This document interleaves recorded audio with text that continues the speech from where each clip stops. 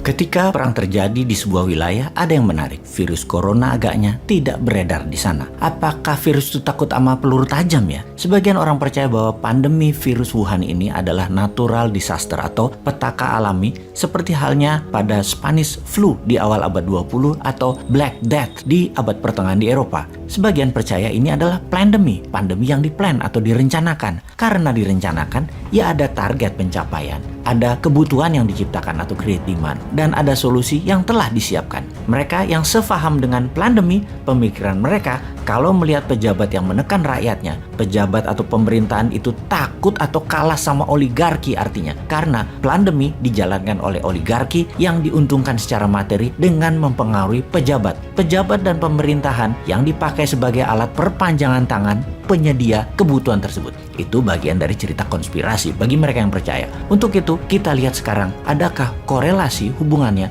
dengan perang di Ukraina versus pandemi. Juga sebelumnya kita kupas bagaimana taktik perang Rusia di Ukraina dan apa counter attack strategi bertahan dan menyerang baliknya Ukraina kali ini. Kita lanjut. Sebagaimana kita ketahui pada 24 Februari 2022, dalam waktu 48 jam atau 2 hari setelah serangan, kemajuannya sangat cepat hingga menjangkau lebih dari 80 km dari garis perbatasan. Salah satunya karena militer dan pejabat Ukraina tidak percaya bahwa Rusia akan masuk menyerang Ukraina. Kemudian serangan Rusia melambat, bahkan dalam 2 minggu setelah pencapaian 80 km tersebut, ternyata serangannya hanya menambah jangkauan 15-20 km saja. Hingga saat ini, hanya kota pelabuhan Mariupol yang luluh lantak. Kota nomor 2 terbesar Ukraina, Kharkiv, masih belum bisa ditaklukkan walau jaraknya sangat dekat dengan perbatasan Rusia. Kota nomor 3 terbesar Ukraina, Odessa, bahkan belum tersentuh banyak. Dan Kiev, ibu kota negara, masih aman, belum bisa terjangkau pasukan Rusia. Masih 30 km jarak pasukan Rusia terdekat untuk mencapai Kiev, dan ini sudah minggu ke-6 setelah penyerangan. Perhitungan pencapaian serbuan Rusia baru hanya bisa menaklukkan 20% wilayah Ukraina dan tidak bergerak maju lagi. Kota-kota di dalam jangkauan 20% wilayah yang telah dicaplok pertempurannya masih sengit terjadi, seperti di Kharkiv misalnya. 20% wilayah yang dikontrol Rusia saat ini adalah sekitar 125.000 km persegi di luar Crimea yang sudah dianeksasi di tahun 2014. Yang jadi pertanyaan sekarang, apakah dengan telah mengendalikan 20% wilayah Ukraina, serangan Rusia dianggap sukses? Bagaimana kalau kita bandingkan dengan Operation Barbarossa di tahun 1941, serangan kilat Jerman ke wilayah Soviet yang merupakan serangan tiba-tiba di mana dalam 1 minggu berhasil maju 300 km dan dalam 2 minggu 700 km pasukan Jerman sudah masuk ke wilayah Soviet. Kemudian ketika memasuki 1 bulan, Jerman berhenti sebentar dan menguatkan pasukan cadangan dan logistik, lalu menyerang melebar tetapi tidak langsung ke Moskow. Dengan jumlah tentara Jerman menyerang Rusia sangat besar,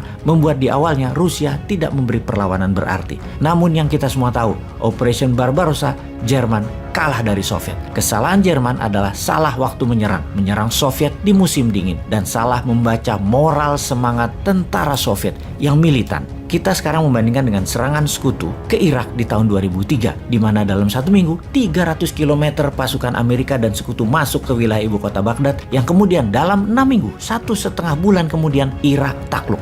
Takluk karena pasukan Irak tidak punya semangat juang dan tidak percaya pada pemimpinnya yang dari kalangan minoritas dan berlaku diktator, yaitu Saddam Hussein. Kembali ke serangan Rusia ke Ukraina. Serangan Rusia ke Ukraina dibandingkan dengan serangan Amerika sekutu ke Irak yang berjumlah 300.000 tentara, atau serangan Jerman ke Soviet dengan 1 juta tentara lebih. Serangan Rusia ke Ukraina dalam 1 minggu pertama hanya 60% dari 190.000 tentara di perbatasan yang menyerang masuk ke Ukraina. Sisanya menjaga dan melihat bagaimana reaksi Ukraina dan NATO. Diperkirakan oleh Kepala Intelijen Pertahanan Rusia waktu itu, moral dari tentara Ukraina dan penduduk Ukraina itu rendah, tidak akan membela pemimpin mereka yang pro-barat dan juga dari kaum minoritas, Volodymyr Zelensky. Ternyata semua perkiraan awal itu meleset. Ukraina sampai 6 minggu ini masih bertahan. Zelensky masih pegang kendali. Sekarang kita menganalisa apa yang akan terjadi. Melihat Rusia menggunakan strategi bumi hangus, melihat pengungsi keluar dari Ukraina sudah mencapai 4 juta warga, melihat lebih dari 10 juta warga Ukraina di wilayah pendudukan Rusia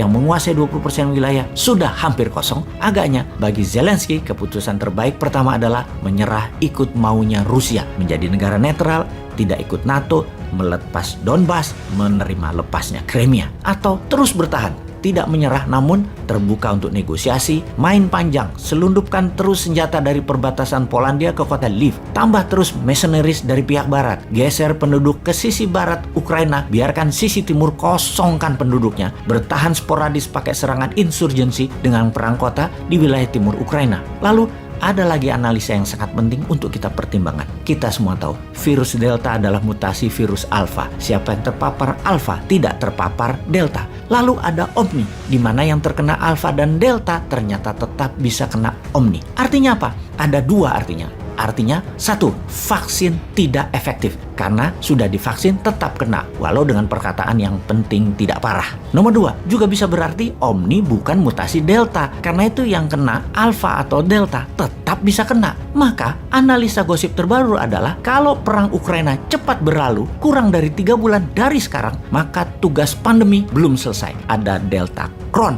mutasi Omni akan dilanjutkan dan bersiap dunia melakukan lockdown lagi. Kalau perang Ukraina memanjang, maka stok pangan artificial food dimainkan. Pokoknya mereka-mereka juga yang untung. Paham?